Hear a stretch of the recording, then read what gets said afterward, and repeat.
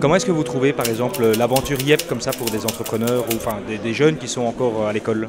Génial, génial tout simplement parce que ça les oblige à se prendre en main, ça les oblige à découvrir un monde tout à fait différent que le monde scolaire au sens strict du terme, avec l'enseignant et puis les étudiants qui vont tout bêtement écouter les bons conseils de l'enseignant.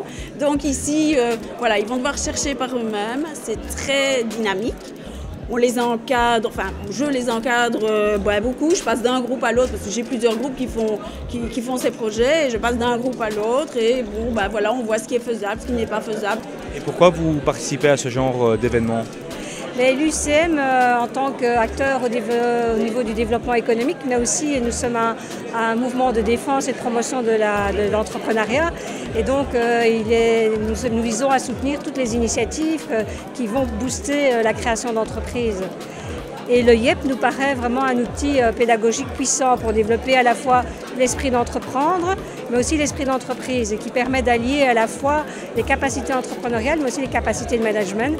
Et à ce titre-là, c'est très important. Je trouve que l'expérience du YEP est vraiment une formidable école parce que ça permet aux jeunes de développer ce potentiel et de pouvoir se rendre compte aussi du potentiel qu'ils ont en eux et qu'ils pourront encore développer encore plus à l'avenir. On a eu il y a 3 ans des étudiants qui ont été incubés dans une structure d'incubation et qui sont toujours en incubation d'ailleurs je crois, avec un fromage végétal dirons-nous. Donc oui, on voit qu'on sert à quelque chose finalement. Ça nous a vraiment montré que c'était difficile de monter son entreprise et qu'il fallait être très méthodique dans la mise en place d'un projet. Oui, c'est vraiment une chouette expérience parce qu'on touche un large domaine. Enfin, ici, on a dû développer le produit, donc ça, c'est plus le côté scientifique de notre école. Mais alors, on a aussi un cours d'économie qu'on a pu mettre à profit pour la réalisation du business plan, etc. Donc, c'est vraiment un chouette projet parce qu'on touche à beaucoup de domaines.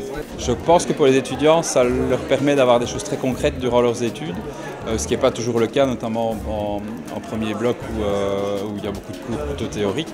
Et donc en deuxième année, dans le cadre des projets YEP, ils arrivent dans du concret. Ça leur permet de toucher à tout, toutes les disciplines. Nous, on est plutôt dans l'économique, mais donc du marketing, de la comptabilité, le marketing digital, le commercial, etc. Ce qui est vraiment intéressant, en fait, c'est de voir un peu la mise en place d'une entreprise de A à Z, choisir la forme juridique, savoir faire un plan financier, trouver des partenaires, le marketing. C'est pas nécessairement, nous comme on vient de l'agronomie, le marketing, je veux dire, on n'en a jamais parlé au cours, donc c'est vrai que c'est intéressant aussi de pouvoir voir toutes les facettes d'une entreprise.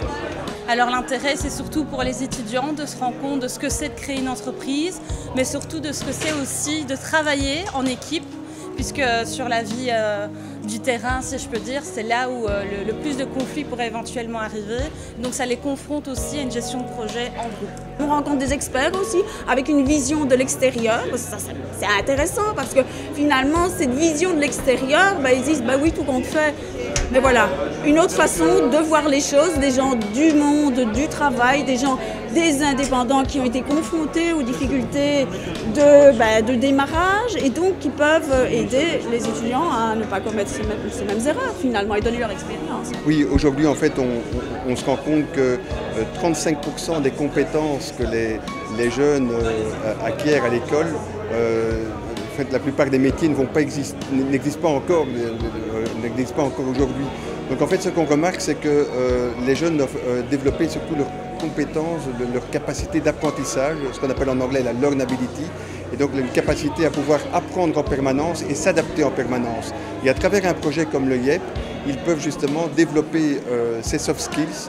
Je veux dire par exemple la communication, la capacité à travailler en groupe, la créativité, l'innovation, l'organisation, vous voyez toutes des compétences qui font qu'ils pourront mettre en pratique directement dans leur métier demain. Demain, on ne va pas recruter sur base des diplômes, mais plutôt sur base de ces compétences liées à la personnalité et liées à la capacité d'entreprendre.